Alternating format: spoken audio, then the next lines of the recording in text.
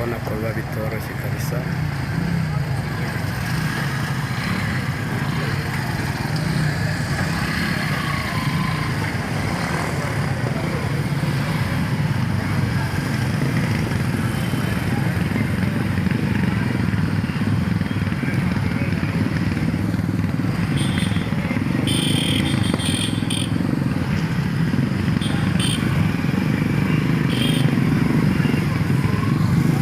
Imodoka imuturutse imbere igahita ikubita kabisa,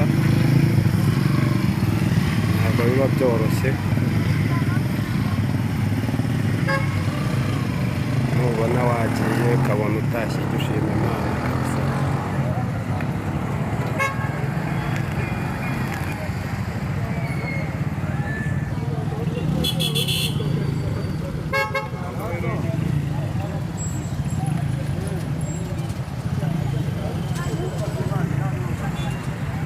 Impanuka ibaye mu masaha